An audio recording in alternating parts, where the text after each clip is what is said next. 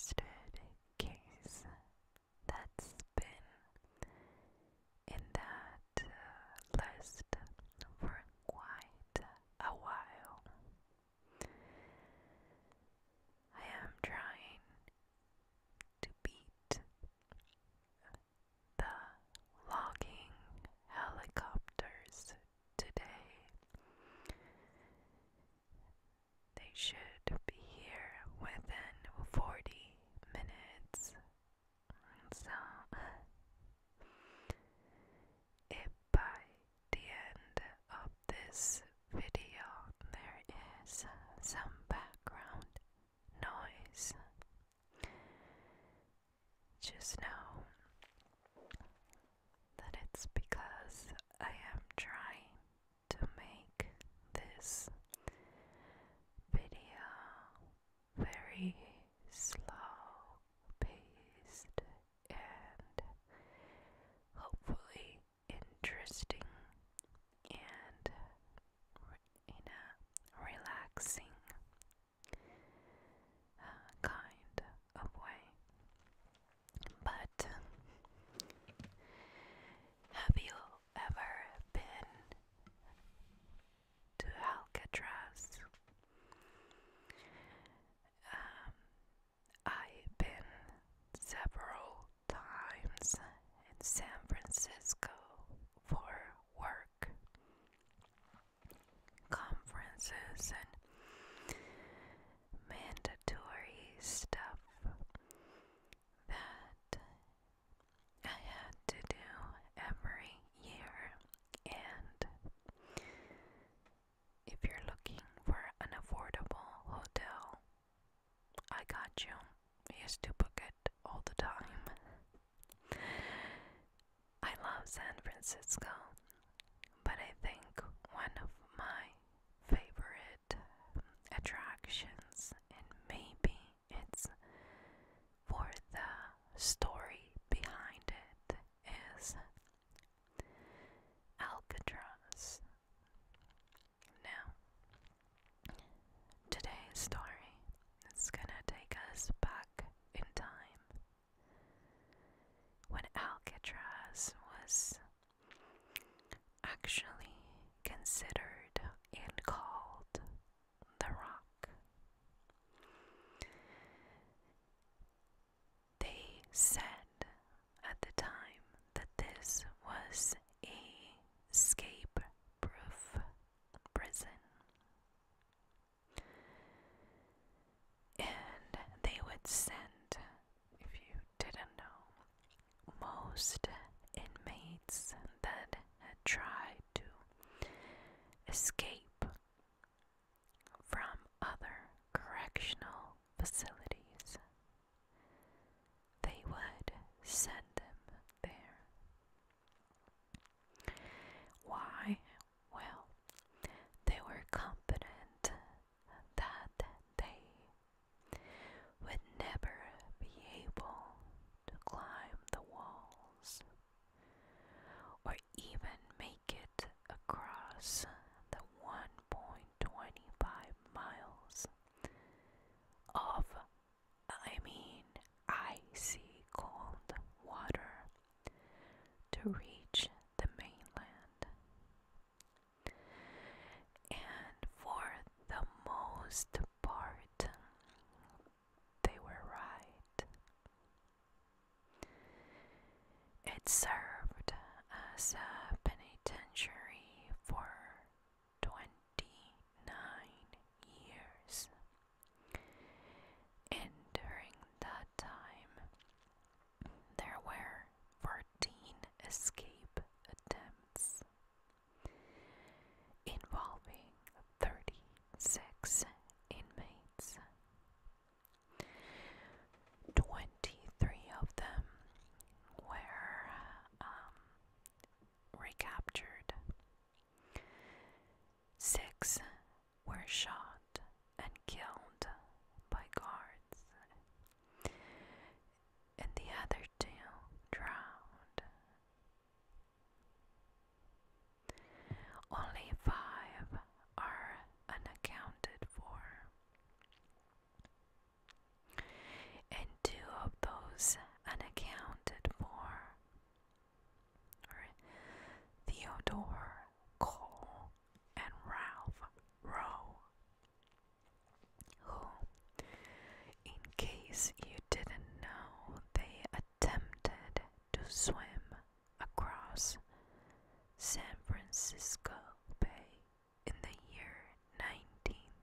1937, and they believed, authorities do, that they drowned in the attempt.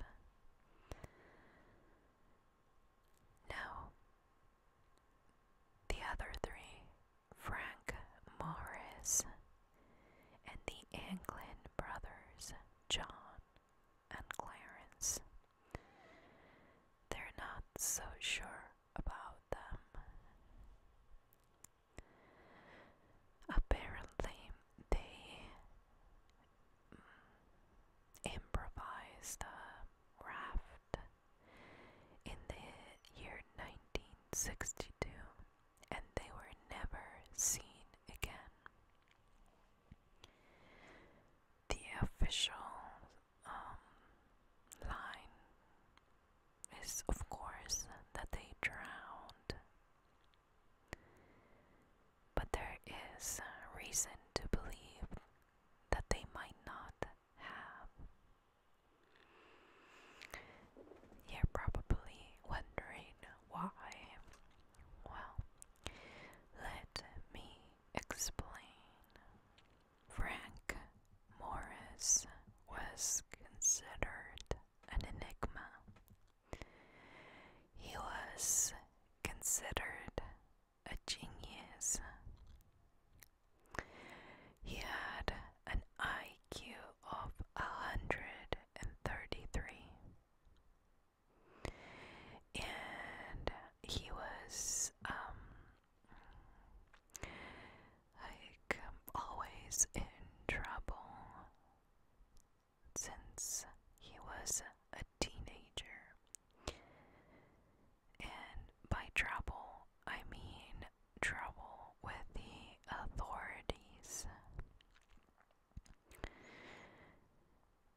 The thing is that he wasn't really a criminal mastermind. He was extremely smart, but his crimes were petty, reckless. You see, he was abandoned as a child, and he was in the foster home system. By the age of 13, he was arrested and sent to juvie. He would be for a brief period out, and then he would go back to prison. Drug possession, armed robbery. But he also had a reputation as I should say, escape artist. So of course that landed him in Alcatraz as inmate AC-1441. But John and Clarence Anglin had not the same, but a similar path through life. They too had abandonment issues, but they were part of this gang or clan, whatever you want to call them.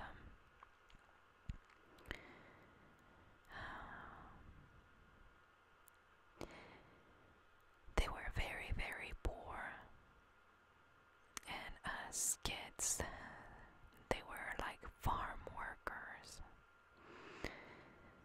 The job paid almost nothing, and they attribute that to their criminal history.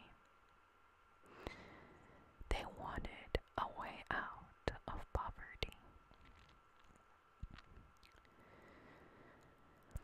John and Clarence had a brother, Alfred, who eventually ended up in a federal penitentiary in Atlanta. was a bank robber. And that's where he met initially Frank Morris. Now, this brother, Alfred, was also known as an escape artist. So, of course, the both of them were eventually shipped to Alcatraz. They were even like nearby, kind of not cellmates, but their cells were very close.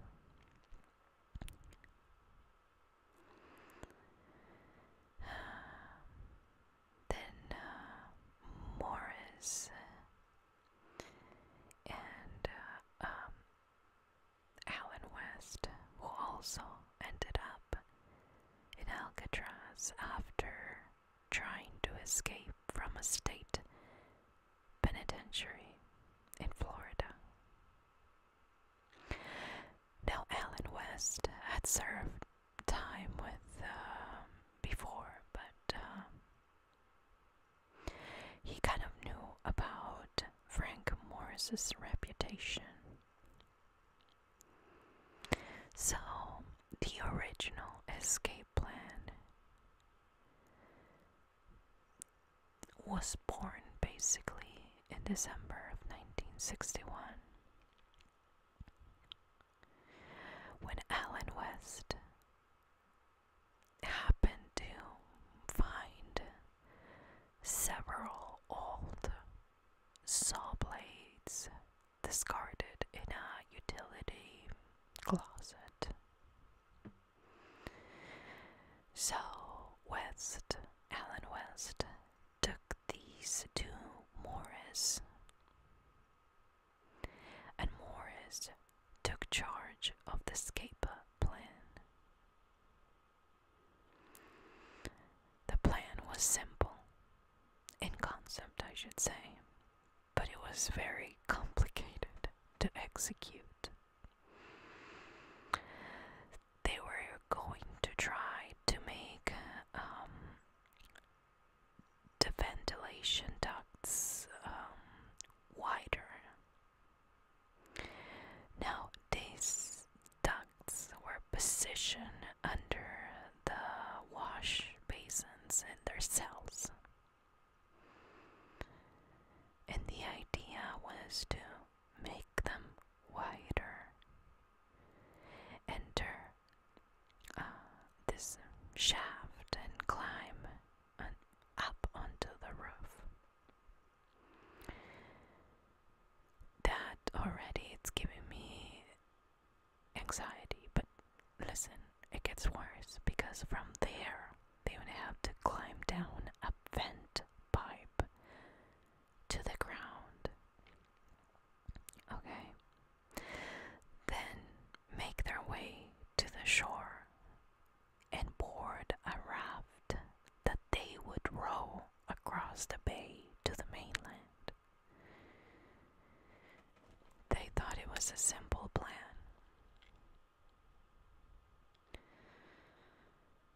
But they needed a lot of luck, I guess, to make it work. So they started widening the vents in their cells. They used the old saw blades, metal spoons, and later on an electric drill that was constructed from a vacuum cleaner motor that one of them had stolen. But this would make noise, so they only used this during music hour every evening. While Frank Morris was playing an instrument that would mask the scraping and drilling and banging, really.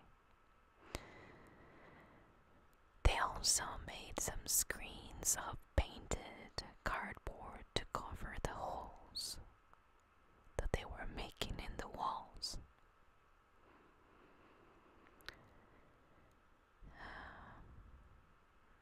But they were risking it because if any of the guards decided to check what was the deal with this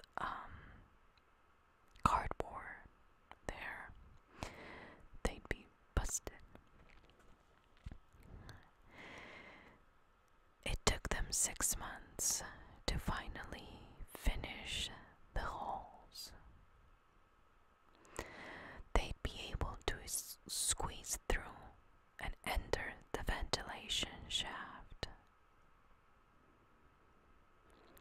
So from that point on, they would climb each night to the vacant upper level of the cell block, and they set up a clandestine workshop there.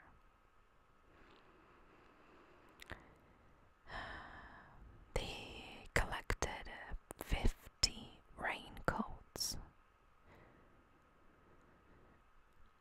Some were stolen, others were donated by prisoners. And they made it into an inflatable 6 by 14 raft. And even into like life jackets.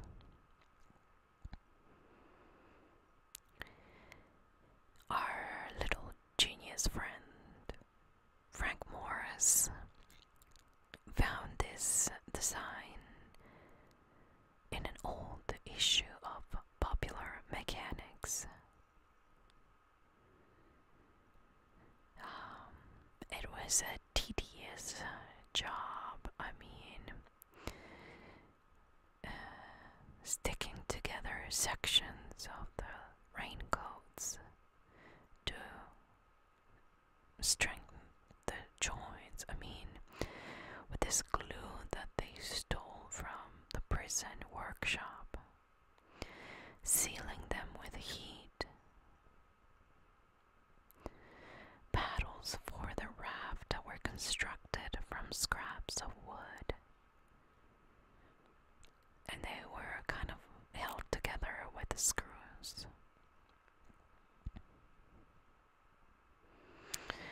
They used an accordion to inflating the raft, and once it was completed, they even tested it, and it worked.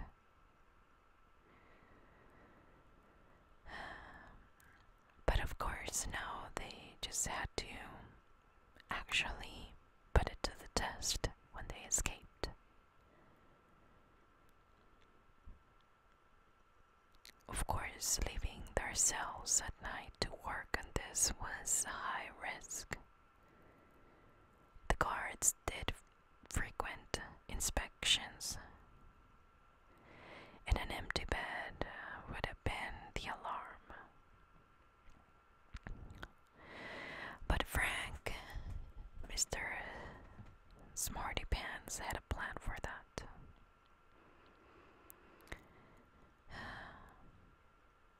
Before they actually started to work on the raft, they built dummy heads.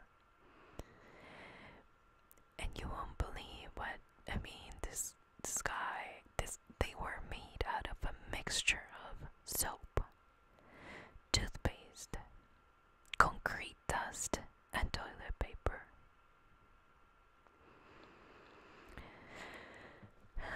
They were painted with paint from the maintenance workshop, giving them a flesh tone.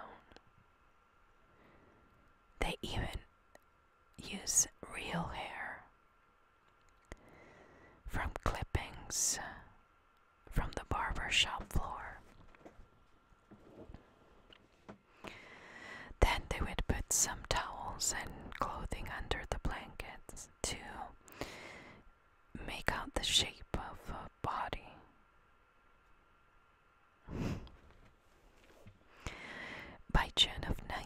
1962, all of the preparations were in place. June 11 would be the night of the Great Escape.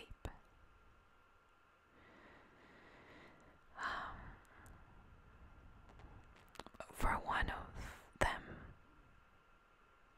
he wouldn't have that option of freedom. The hole in Allen West cell had started to crumble the week before, so he actually had to kind of cover the hole.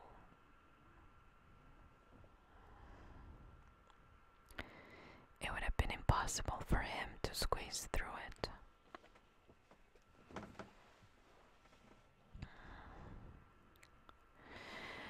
He tried to work around it, but it was too late. West got to the roof to find that his friends already left. So he returned to his cell and went to sleep. And woke up with the alarm in the morning. He eventually cooperated with the authorities in exchange for immunity from prosecution. And of course, we know all this information because of him. So in the end, only Frank Morris and the Englands escape at 9:30 p.m. immediately after light out. They left their dummy heads in place. They squeezed through their escape holes, climbed to the upper level of the cell block. They retrieved their raft paddles and life jackets and hauled them to the roof. Then they went down 50 feet to the ground, sliding down a vent pipe.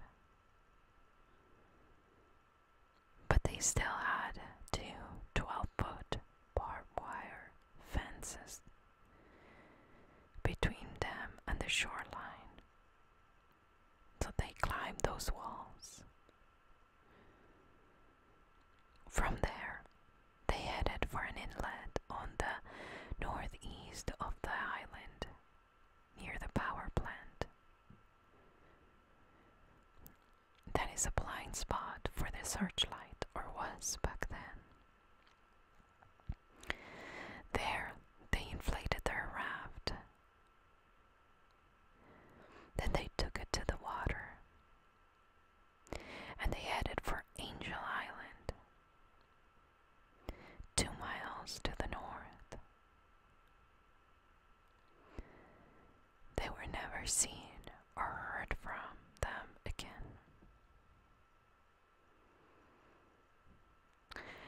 This was a very bad press for Alcatraz. It had a reputation to uphold. By mid-morning the next day, law enforcement agencies from all over, supported by military, were searching on air, sea, and land. They searched for 10 days. On June 14, a Coast Guard cutter found a paddle floating about 200 yards off the southern shore of Angel Island. Later that day, a commercial boat picked up a wallet wrapped in plastic. Inside there was a list of names of there was the list of names and addresses of some friends and relatives of the Anglins brothers. A week later, shreds of plastic, believed to be the remains of the raft, washed up on a beach near Golden Gate Bridge. The following day, a prison boat picked up a deflated life preserver or life jacket that was made out of the same material. This was found just 50 yards of Alcatraz Island. So the FBI concluded that it was likely that they drowned. But not everyone believes that. It's actually, opinions are divided on this, and the most common argument against their survival is that none of the man was ever heard from again, and it would have been nearly impossible to disappear so completely.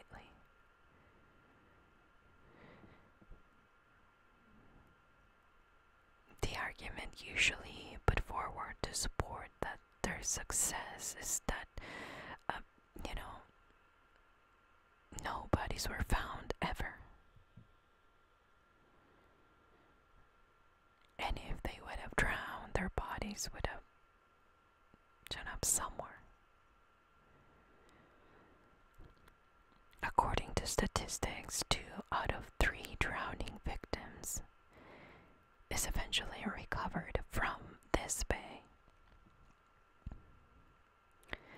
And after a massive 10-day search, they found nothing but some debris.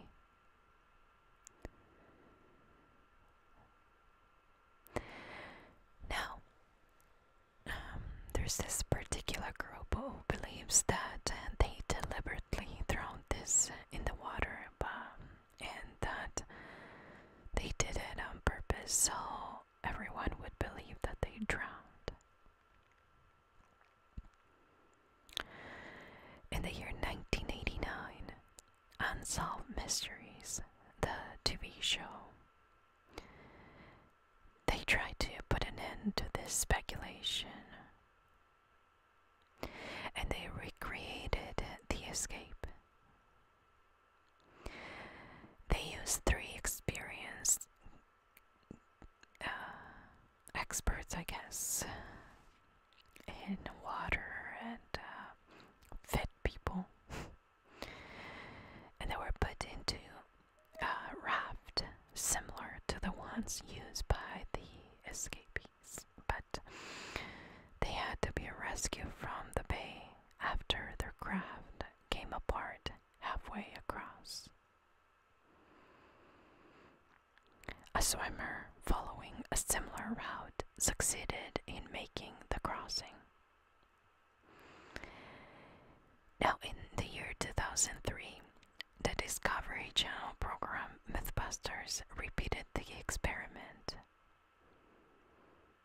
It was used a raft that was constructed using the same materials and tools available to the inmates and made it successfully across the bay. But to make things a little bit more clear, there was another inmate that tried to escape on December 16th, 1962. His name was John Paul Scott. Goodness gracious, 3 names, like first names for, well, that's beside the point, but he tried to escape the island by swimming, and he made it to Fort Point, which is 2.7 miles away. He was later on found with suffering from hypothermia and exhaustion.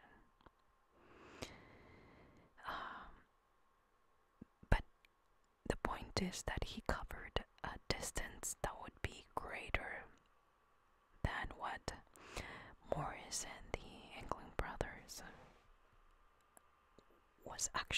they were aiming for. And this guy, he even did it during like horrible weather conditions without a raft.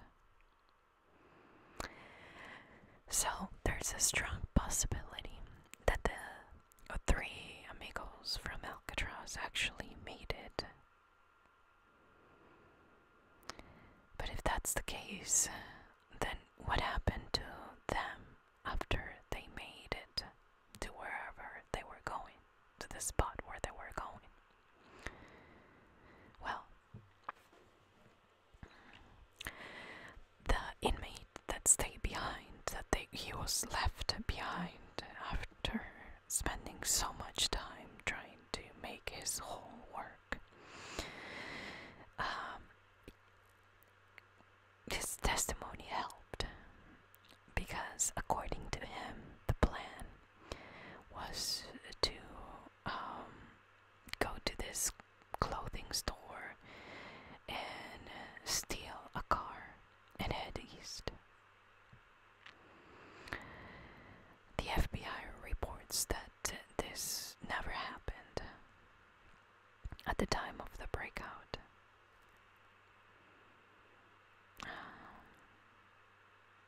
So, this kind of contributes to their idea of they drowned, but this is not entirely true. Apparently, to some people, because a blue 1955 Chevrolet was stolen in Marin County on the morning after the escape. And that same vehicle was spotted 80 miles east of San Francisco, but it was involved in an incident with another vehicle. Now, this incident, of course, involved another person, so that person said that there were 3 men inside the vehicle.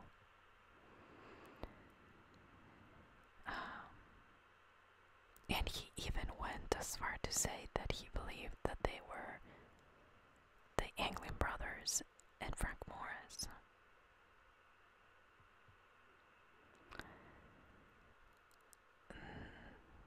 Many reports were filed after that, and that's pretty common in a high-profile case. Most of them were dismissed, but there's still one that everyone keeps mentioning because it couldn't be discredited. In 1975, a friend of the Anglin brothers, a childhood friend, returned from a trip to Brazil. And apparently, he said that he had met with John and Clarence in Rio. He even had a picture of 2 men standing near a large mound of some kind. Can't remember what it was, but I put a mound here. Which he said that it was taken on the farm where they were staying. Now, the photo was not very clear, and they were wearing sunglasses. So it was hard to like, this is them or not them, conclude. Forensic experts examined the pictures and they said that more than likely these were the England's brothers.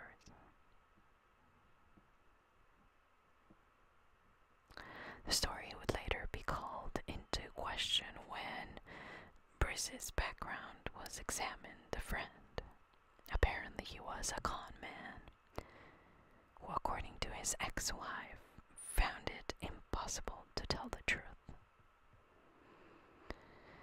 So, authorities gave less and less importance to this theory of what they now believe was a pathological liar.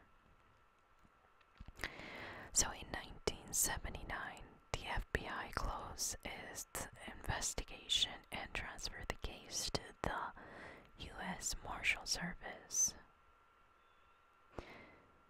But again, it is believed that they are just dead.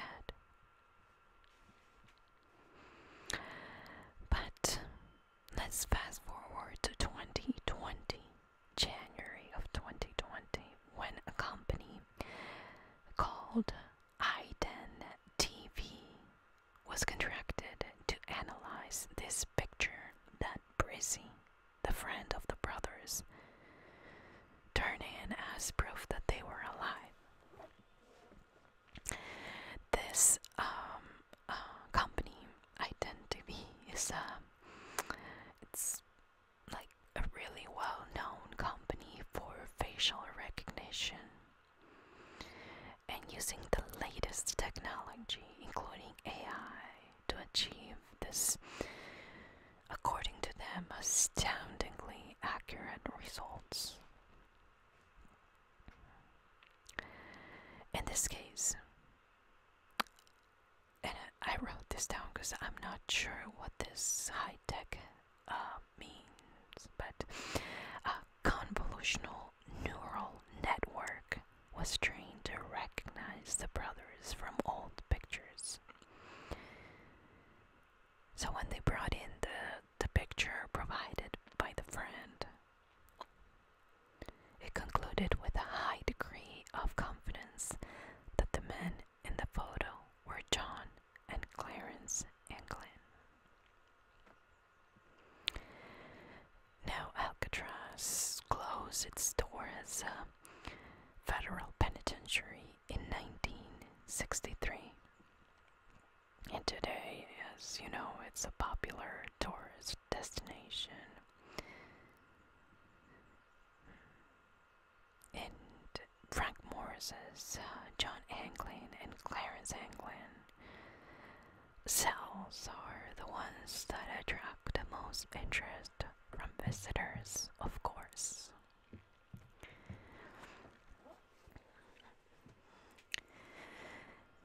Now, I do believe that there's people smart enough in this world to pull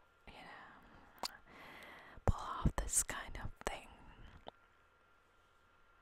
And I do believe that we have like two different, very distinctive criminals, like the super smart ones that,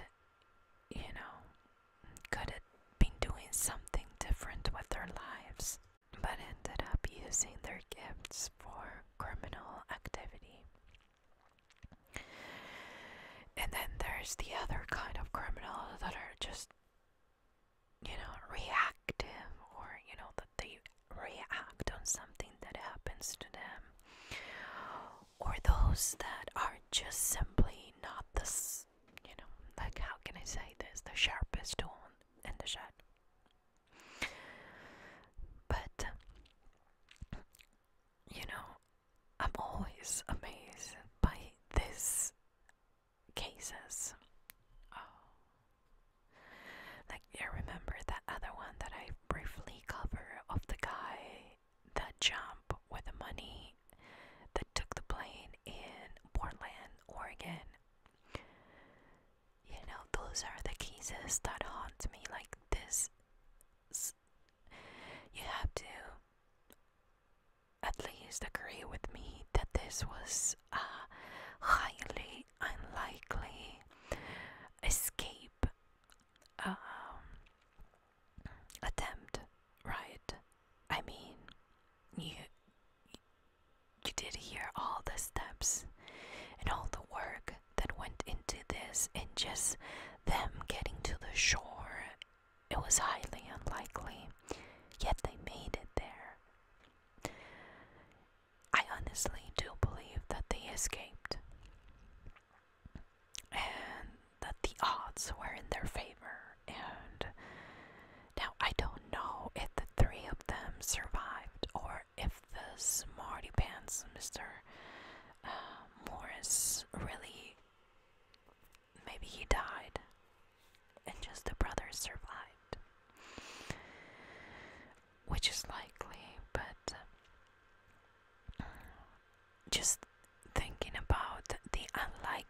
because of what they did just to get to the shore makes me think that these people were able or had contacts powerful enough to get them out of the country when needed.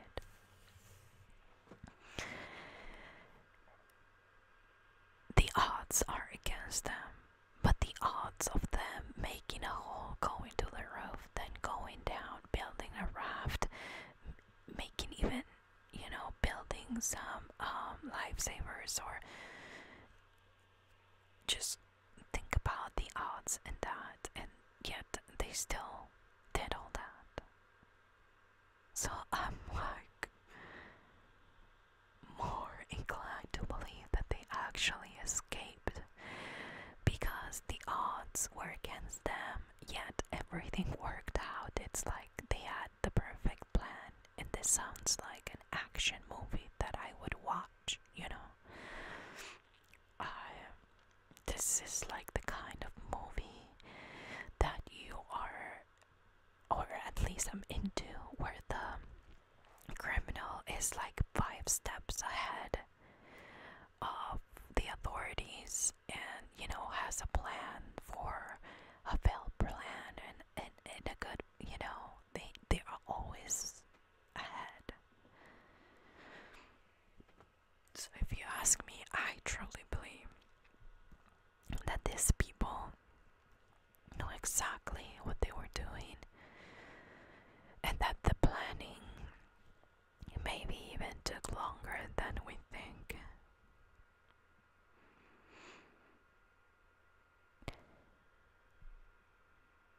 Let's say that, we're playing with odds here, but even one of them stayed behind and testified and explained the plan and everything, and yet the guys still, quote unquote, made it, right? The fact that that car was stolen from where they were going to steal a car from to drive east, and then got into an accident, and the person said there were 3 guys and they looked like these people. Then we get a picture years later of these 2 guys that look almost exactly as the brothers, but they're wearing sunglasses. And that this recognition new system, it's recognizing them as the brothers. I think we have a pattern here, and in my humble opinion, take it for what it is, an opinion, maybe the authorities were ashamed to say, hey, well, the rock is really not as secure as we thought it was. And maybe, don't get me wrong, maybe they drowned. But again, if the odds, if the statistics say that 2 of every 3 bodies will turn out somewhere, and there are 3 bodies and none of them are found, again, it's kind of adding to the it's likely that they escaped kind of thing. Now, I'm not trying to convince you to think one way or the other, but I do believe that sometimes we hurt the authorities' ego when things are not what they think they are. They're not as secure, they're not as, invincible as they think it is. And of course, we would have loved for Alcatraz to be what they thought it was, but I think in the end, it just proves that criminals sometimes are extremely smart, and that if you have the resources at hand,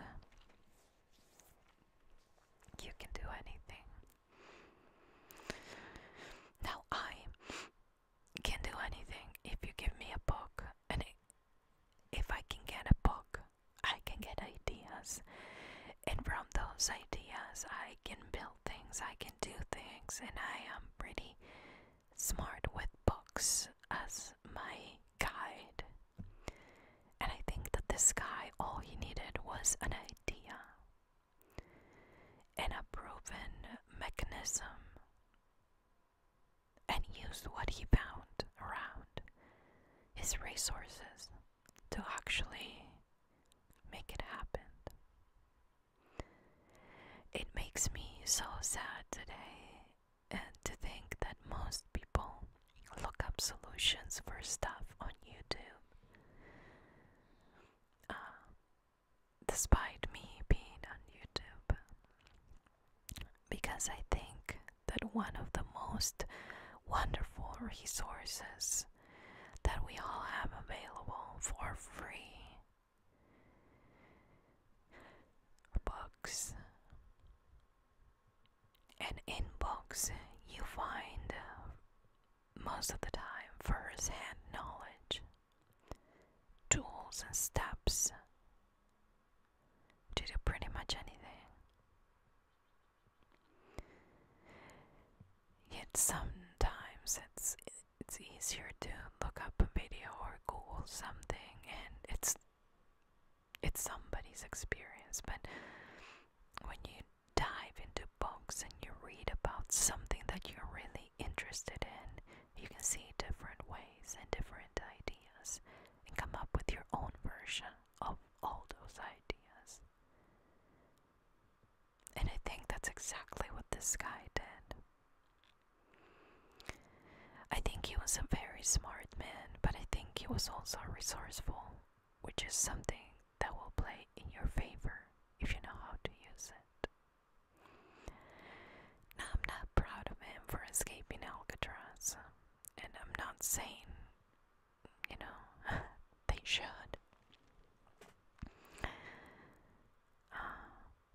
There's this part in, I think it's in the desert, as you go as you go west on I-80, I think it's somewhere, I'm not sure if it's in Nevada, I'm pretty sure it's in Nevada,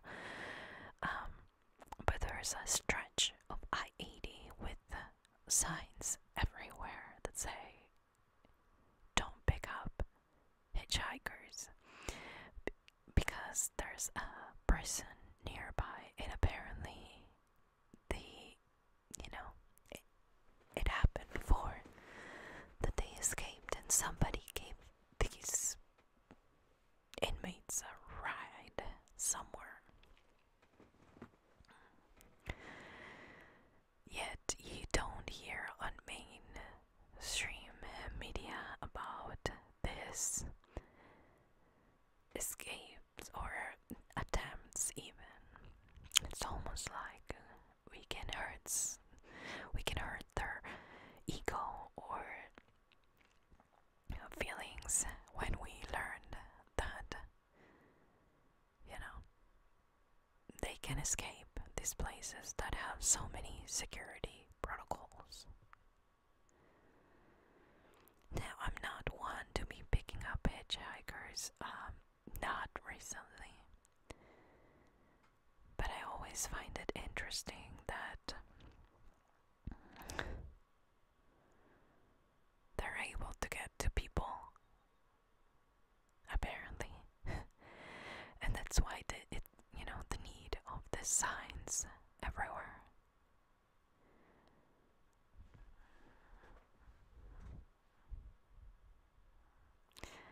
Anyway, I hope I was able to share this case requested by you guys, this unsolved mystery, and that I was able to pick your interest in some of these things. Again, did I make it? I don't know. You tell me in the comments down below. Thank you so much for being there. If you're new, please remember to subscribe before you go so you can keep up with new videos like this. this video to help us spread the word. Leave a comment down below about the case. Say hi, leave an emoji. I would truly appreciate your support in that matter. Thanks again for being here, guys. I'll talk to you guys next time.